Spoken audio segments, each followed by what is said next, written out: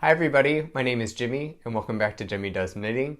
This is my knitting podcast where I go over a topic and we discuss. Today is going to be the kickoff of the Pride Pod sort of section, group cluster of things. Before we get into that though, you can follow me on Instagram, YouTube, and Discord as Jimmy Does Knitting. Like, subscribe, do all the things. And yes, I bleached my hair.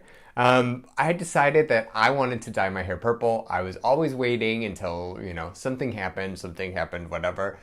But I just bought the purple dye and was like, screw this, we're doing it now. But I wanted to be blonde for a little bit.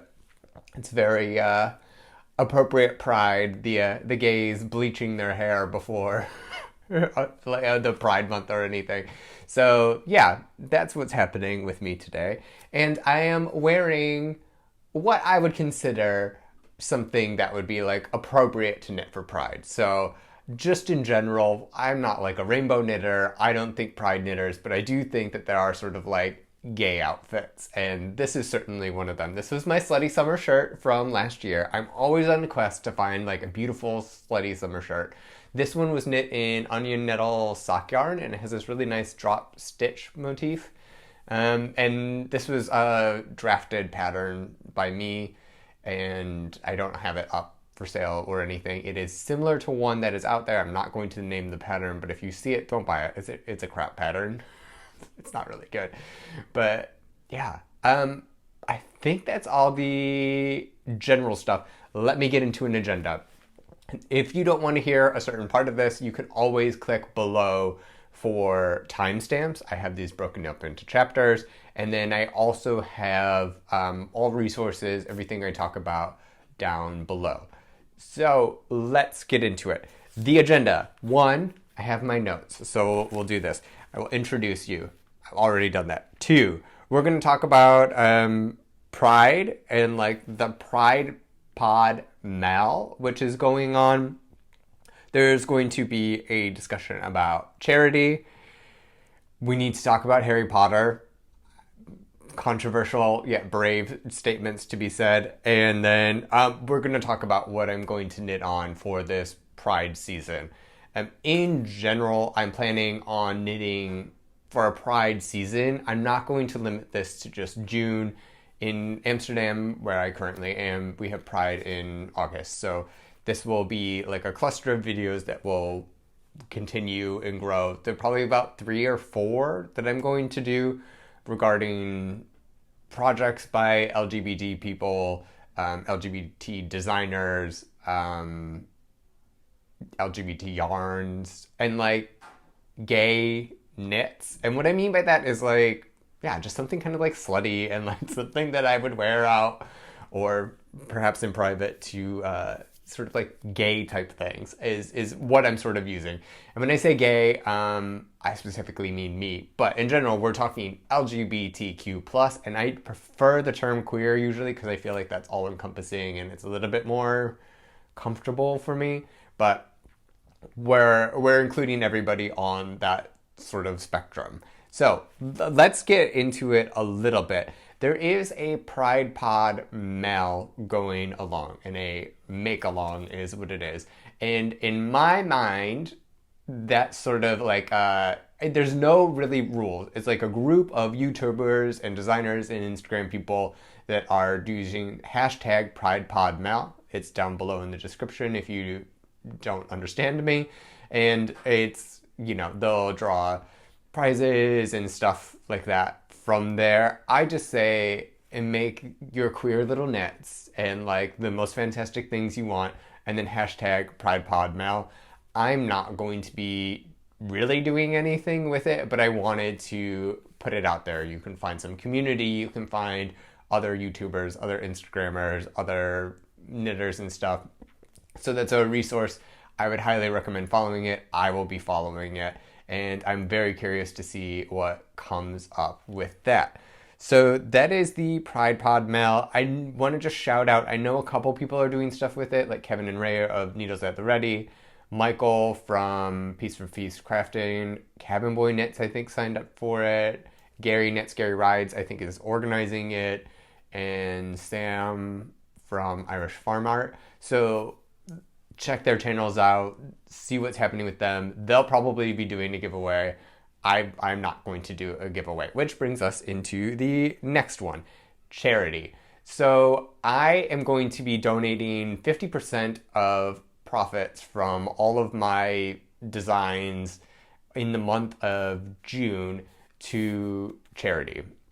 I am not going to give a discount because I have been unemployed for a year. You want to support LGBT people, LGBT business, you're paying full price from me. I'm sorry, these things are not tremendously expensive, but I put time and effort and quite a considerable amount of money into designing these patterns, and I just don't have, I'm not a petite knit. I don't get that back, really. It's sort of a money-losing game.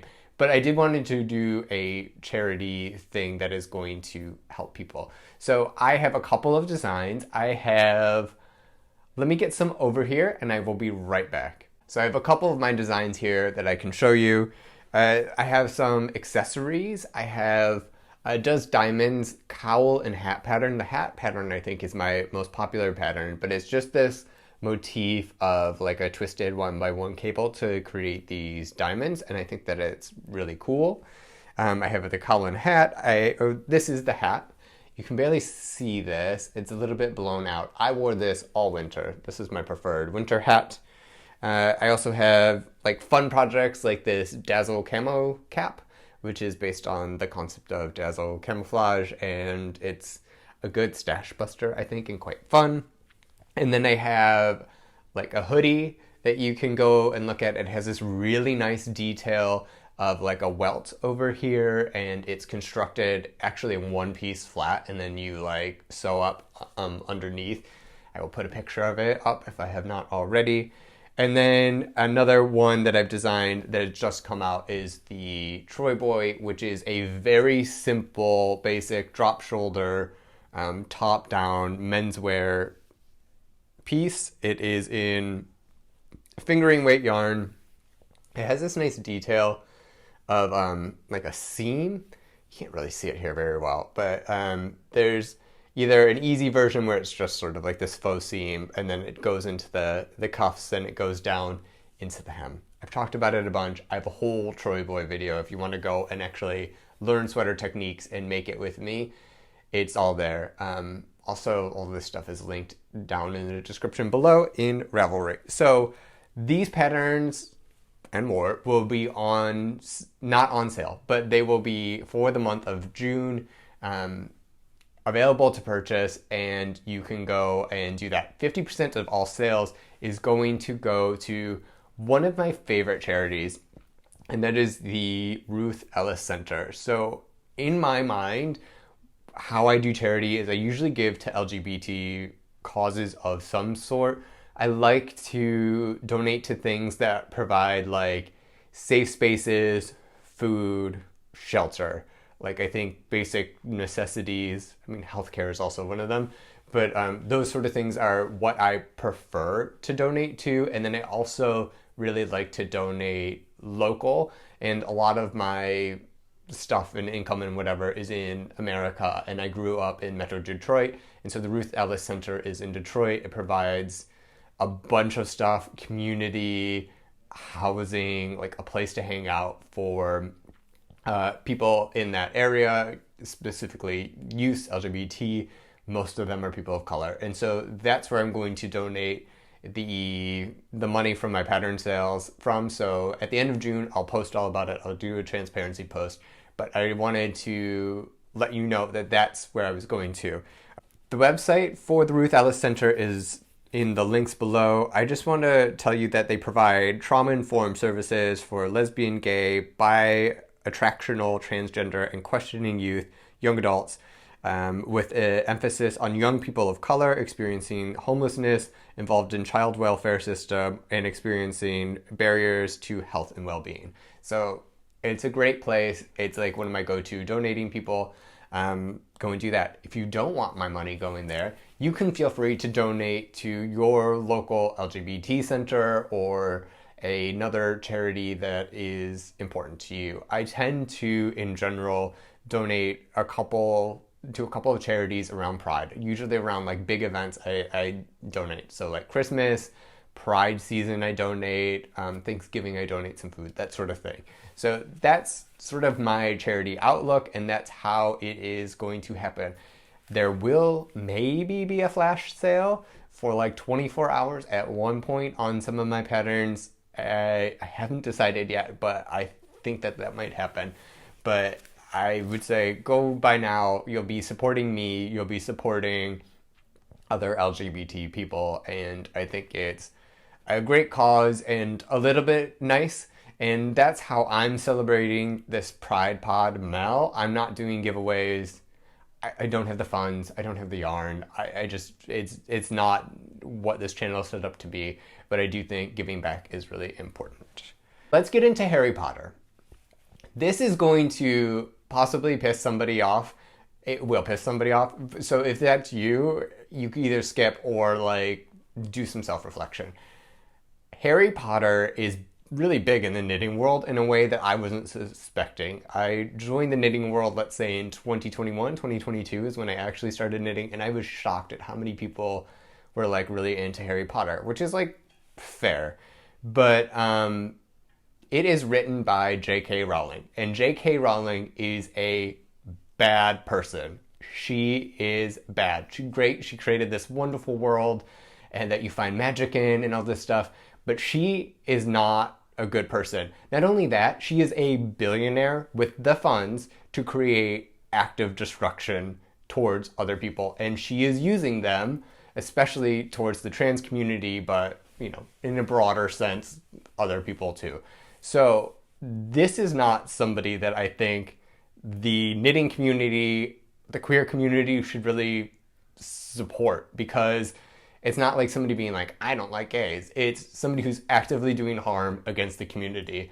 And by supporting the idea of Harry Potter or whatever of Harry Potter, I think it's really sort of shocking still. As, you know, I realize that a lot of these indie dyers or whoever you may be make Harry Potter affiliated stuff. Your money does not go to her. I get that. It goes to you. But it's still promoting Harry Potter and getting, you know, the fever and stuff like that. I also get that Harry Potter may have been very special to you at a time in your life when you were developing, growing, or when you just needed it. And I think that that's wonderful, and I think it's great. You should hold that and really like cherish that experience with you, but it's not that anymore. It's something that is, you know, being branded, and then that money is used to actively do harm to people, to your neighbors, to your friends. And we need to recognize that and drop this. And I've talked to a couple of LGBT plus creators and myself, and I'm just shocked that there's no acknowledgement that like, oh, you know, Harry Potter is wonderful, but like J.K. Rowling does a lot of harm, or you know, these people who are actually in the trans community or in the LGBTQ plus community who are like, oh, I love Harry Potter. And it's like, why are you supporting this person who is fighting against your fundamental rights? I don't understand it. I mean, like, you do you, I guess. But like, I think that it's time. This is precious. I love it. It meant something to me. It's great. We as a community, broadly as a community, you know, however you identify, we need to move on. We need to get past that and find something else to obsess over. I'm sure there are other things. So I don't speak for the entire queer community by any means, but I have talked to people that are just like, why is this a thing? This is crazy. I feel like, you know, what's going on? You know, it's time to move on. We need to progress past Harry Potter, okay? Let's just do it. And that's it. Now, let's get into projects. I have identified 4 projects that I am making this Pride Month or Pride Pod session with some queer tie to it. And I would like to go over it now. Let me grab some stuff. The first one I want to talk about is the Wind Whistles by Les Garcons. This is my second attempt. I did not like the first yarn combination that I did. Sorry, this bag is like shedding. I did not like the first yarn combination I did, so I frogged it. Well, I basically cut it off and left it there. But this is a brioche top-down set-in sleeve construction. So it has this like sleeve cap. And I have just split for sleeves a couple days ago, so it's just brioche in the round knitting. It's pretty simple, and I really like it. And how does this fit in? One, I'm making it for myself. But two, it is by Les Garcons, who is a queer couple. They own Les Garcons Boutique. They have the Les Garcons yarn. They have a bunch of patterns. Max does his own patterns, Max the knitter, Max Samsier, and he does wonderful things. I think when Vincent does a pattern, they put it under Les Garcons. I don't know why. Anyway, past that, I wanted a basic brioche sweater. I always saw theirs. That was one of the first brioche sweaters that I saw that I actually liked. It's pretty simple, and I wanted to make it. So I first tried it with a strand of Holst and then some Surrey alpaca, and that just didn't work. I didn't have the yardage of the alpaca, and it was just not my favorite, because it originally is held with like a small fingering weight yarn and then some sort of alpaca thing. It was a Shibui collab years ago, and I just decided to do it in this. I did it in what I'm calling Vovo by Retrosaria, Rosa, Pumar. This is the color 26. It is a black. This is it's a sport weight yarn. Maybe a little bit on the thinner sport, but I would say this is a sport weight yarn. It's really nice. I love it. I love all of their yarns. I can't recommend it enough. They have all of it sourced, processed, dyed, whatever, in the Iberian Peninsula. And they have some merino, but they have like a bunch of other sheeps and stuff too. This one is made from the Camponesa sheep, a native breed to southern Portugal. It's 100% wool, and it's really quite nice. So I like their finished product. I like how they go about their yarns and stuff. So I'm always going to talk about this yarn. I've used the Mondim in the black Troy Boy that I already showed you, and I'm just like obsessed with anything they have. I've used their Brusca before, which is really nice. I know Teti of Teti's Knit Garden just came out with the Brusca pullover. It's a wonderful yarn, and just like everything I've heard everybody else say is great. I've been to the store. Wonderful, wonderful, wonderful. Done gushing about that. Let's talk about this. This is the size B2, and I'm very curious what size this is going to be, actually. And I will tell you why. Because I don't know how to swatch brioche. I mean, I do know how to swatch brioche. I get it. Like, I get the stitch.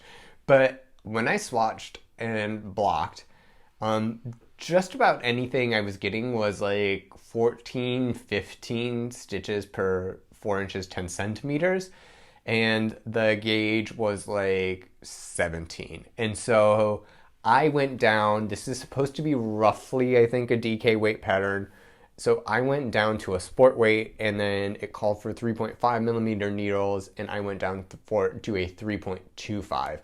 And I also went down to size B2, which is a 36-inch bust, which is like 1 inch-ish, a couple centimeters of positive ease on me, technically.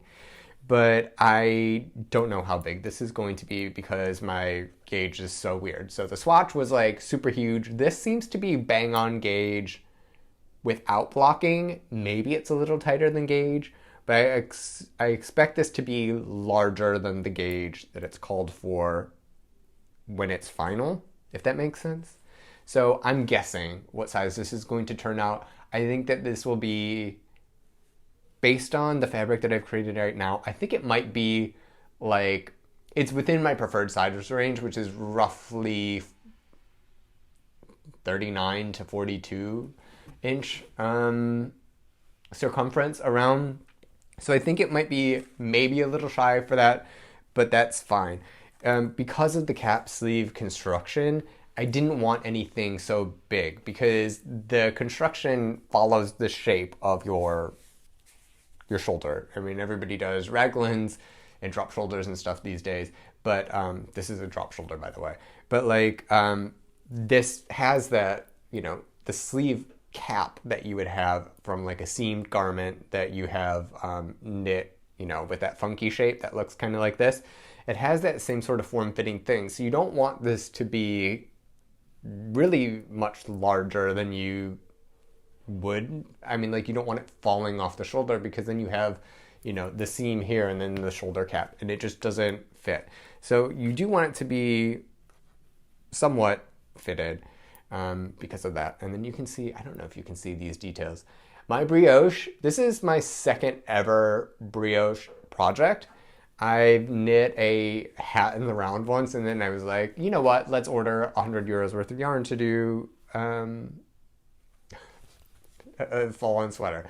So it's not perfect, but I mean, brioche is not as hard as people make it out to be. I've heard so many people say, you cannot do brioche, you need to put like a lifeline in, because if you mess up, you won't be able to fix it, and you need to tear everything back.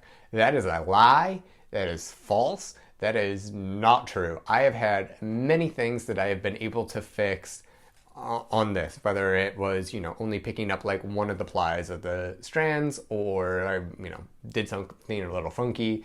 I've been able to tink back, you know, 5 or 6 rows and fix it, and it's all fine. I mean, there are a couple of other things that are not, you know, 100% on this, but it's also black, so we're gonna pretend.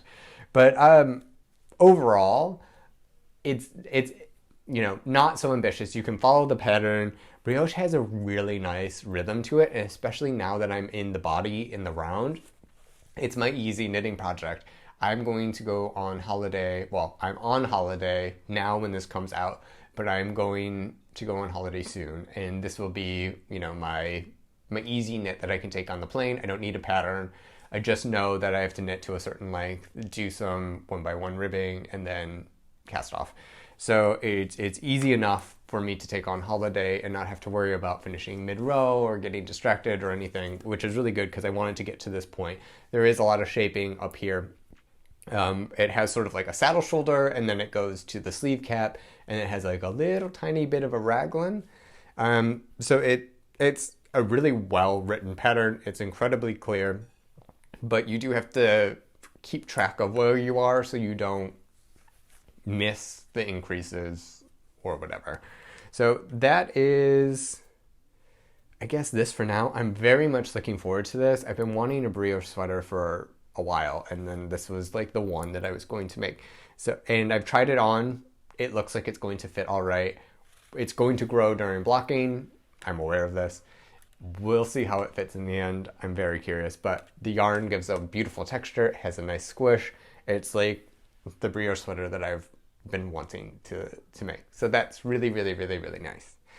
And that's the wind whistles. Next, we'll go into some plans. We'll start with this. This is what I originally was making the wind whistles with. Say that 5 times fast. It is a Setasurri from Lana Grossa. It is just sort of like a mohair substitute. It's in this blackish one. I got this from a yarn store that was closing. I was expecting this to be on sale, but it was not. It was like 2 days before close and everything was full price. There's a reason why they went out of business. It was not my favorite one, but I bought it anyway. There are 2 different dye lots that I have, which is part of the reason why I didn't continue on with it with the wind whistles, because then I would have to buy another batch of yarn and I would have 3 dye lots of this. And I wasn't really that like keen on doing that. I didn't love it that much. So what I think I'm going to do is make sort of like a gay looking top, just a summer top. And I'm going to pick the Rose Knitwear, ROWS, Knitwear Aura top, and that's made for ladies, but I can easily make it for myself. I mean, it's pretty simple, but I think that this will be good. And if I don't like it, I know people in my life, like ladies in my life, that would wear it. So we're going to go with that. We're going to make the Aura top, and I think that'll be nice, like just hanging out by like the Amstel River and just like a nice warm day, and it's like the sun's going down or something. It's getting a little chilly. You throw that on. You can still be like kind of cute and slutty. Like I don't know if you can see, but I have like a bunch of tattoos. Oops, sorry. I have a bunch of tattoos on my torso, and you can still see the tattoos through the mesh of the garment. So I thought that would be good. Also, it's a loose enough gauge where I have 3 of these, and so I think that I could get the top done with that amount of yarn. And I think the colors will be not so noticeable that it's like a bit of a difference. If I run onto this, I have some like drops mohair in black that I could substitute. It would probably just be like at the sleeves, at the end of the sleeves. We'll see how far this gets us. I have 320 grams plus a little bit left over, so maybe I have like 80 grams of this, and I think that should be enough. So I'm curious about doing this. I've also heard, and I have yet to really put this into practice, but like men have stubble, right? And so mohair catches on the stubble for sure. I've experimented with that, but I've heard that alpaca doesn't really catch in the same way with stubble. And if I were to wear that shirt without anything underneath, I have chest hair. I'm not, smooth as a baby. So I'm hoping that it won't like catch or do anything weird or like, I don't know, expose a knit person or something. I'm not really quite sure. So this will be an experiment. It will be a bit of a stash buster, and I'm very much looking forward to it. I think I'm also taking this on holiday because it will be a very quick knit, and hopefully next episode I have it done. Maybe not. Maybe I just have like the body done or something. I'm not really quite sure with that. And so that is going to be the Aura top. Next one is this. If you've watched some of my videos, you know that I'm obsessed with like wool dreamers. There's something very similar to Retrosaria, Rosa, Pumar, where like the yarn is all sourced within the Iberian Peninsula, and then it's like dyed, processed, spun all out of this like one mill in the middle of nowhere, Spain. And they have beautiful yarns, make beautiful yarns. I have tried their mota, which I am making a Mila pullover with. I'm almost done. Let's not talk about it. But it's wonderful to work with. It's from sheep in the city where everything is, carded, processed, dyed, spun, packaged, all that stuff. It's like a single source place, which is wonderful.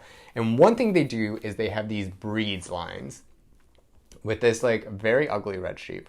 But they have a couple of different breeds, and what it is it highlights like native and endangered breeds, and it uses their wool to do, to spin and to make things.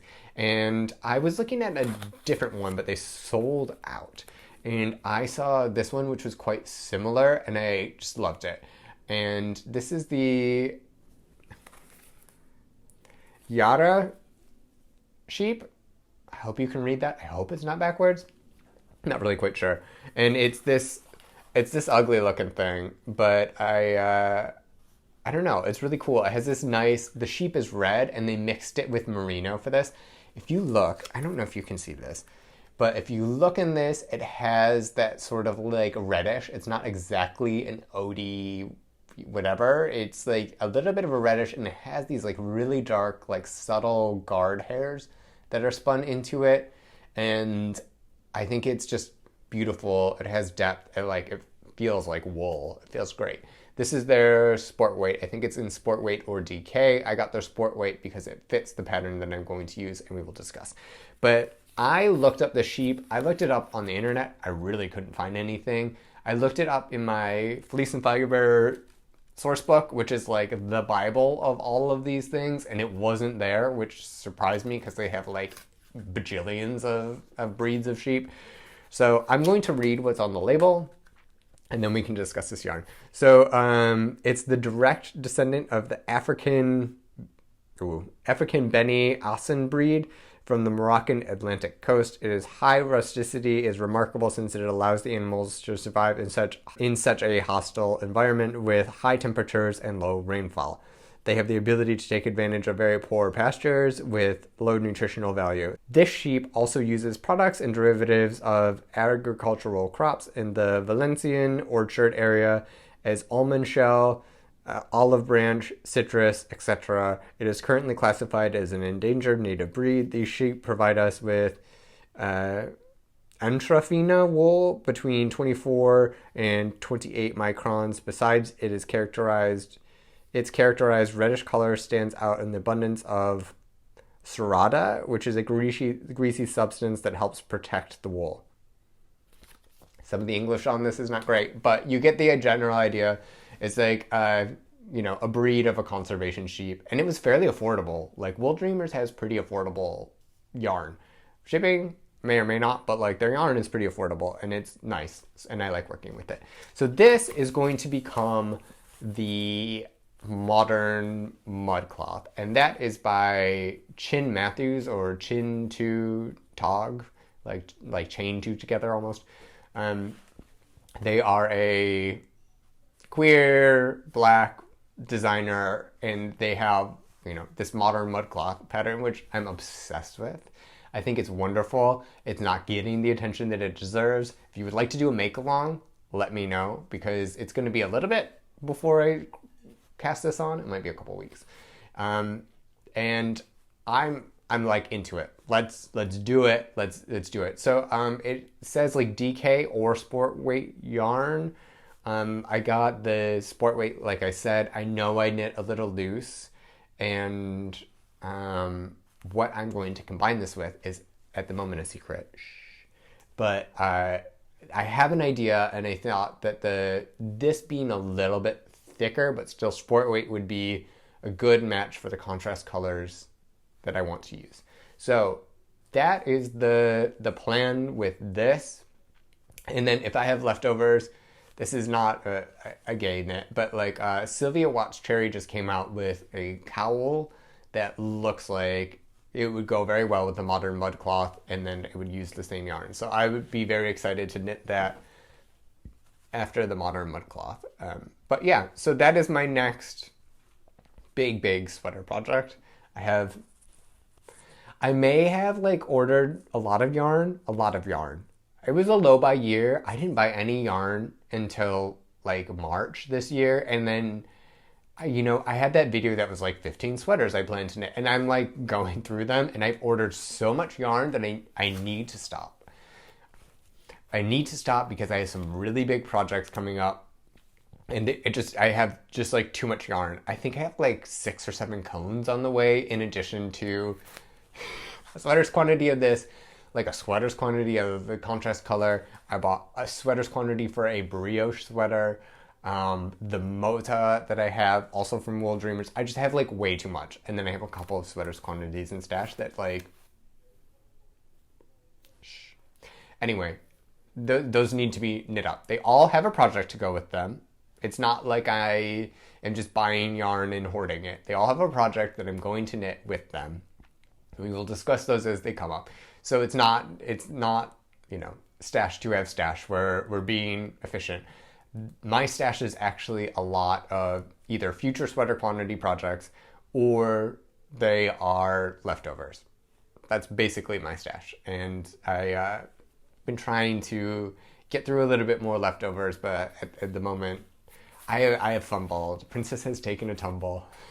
She just ordered too much yarn. And that's all right. It happens to us sometimes. I just think that it's important to be conscious of my buying, like what I buy, where I buy it, all these sort of things, and that I can actually use it, and that I don't have just like a ton of stash to have a ton of stash. Anyway, tangent. Let's go on to the next one. Next one, I bought this sexy. This is an Undercover Otter single. Undercover Otter is Aiden and their partner Jack. Aiden is non-binary, neurodivergent, I believe. They are an Amsterdam-based hand dyer, and this is called Dragon. This is in their Singularity and Superwash Merino 100%. I bought this at, it's a fingering weight. I bought this at Stephen and Penelope. So that's two queer businesses that I supported by purchasing this skein. And I have a list on my phone of like knit project ideas. Some of them are designs, some of them are patterns that I want to knit. Some of them are just like ramblings. And like at the very top of the list is the oldest stuff. And on that is a jock strap. I want to make a jock strap, and I don't know how we're going to film this or anything with that. Like, we'll see how PG this keeps or not. But I mean, like a fun color for a jock strap. I'm really pale. I think I'd look really cute in this. And so we'll see how this knits up. I have a general plan. I think that the cup is going to be difficult to figure out. It's going to be a ton of short rows. I looked at what was on offer from Ravelry, and I can't say that I'm too impressed. There's nothing that's like a full, complete knitted jock strap, or it's just like the cup with like worsted weight yarn and like cables or something plain. I don't know. But I wanted to take a stab at knitting a jock strap with my Undercover Otter yarn. I've informed Aiden about this. They are maybe curious, maybe not. But yeah, that's what's going to happen with this. And we'll have fun with it and see where it goes. I'm just going to like grab a 2.5 millimeter needle and like probably swatch first and then go for it. And then if I have a lot left over, which I probably will, I'll either make another one or I'll do like my Dazzle camo cap.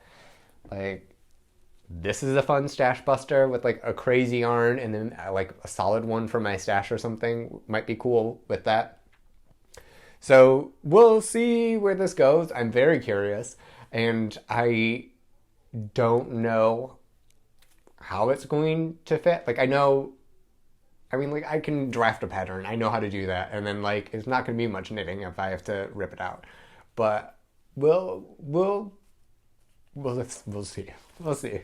But I'm thinking it will be cute, and we'll like it. And I'll also try some double knitting, and just making a pouch, if you want to call it that. And yeah, we'll have a custom made little jock strap for my for myself. Anyway, this has gone off the rails. We're done. We're done. This is the end of my first Pride stuff. We'll for sure do like at least one, if not two, midway check-ins on these projects, and then we'll do a wrap up. There will be maybe some other stuff in between. Look out next week for a very special video for LGBTQ plus designers. Yeah. And then in the comments, tell me what you're proud of. Tell me what you're proud of. Tell me what brings you pride. Nice things. Whatever you want. And then if you have any charities that you want to big up, put those in the comments as well. It's really good to just like, I don't know, have a discussion about this stuff. And I will leave you there. Be kind to yourself. Be kind to everybody else. Be kind to all your LGBTQ plus, people. And I'll check you later. I will see you next week. Bye.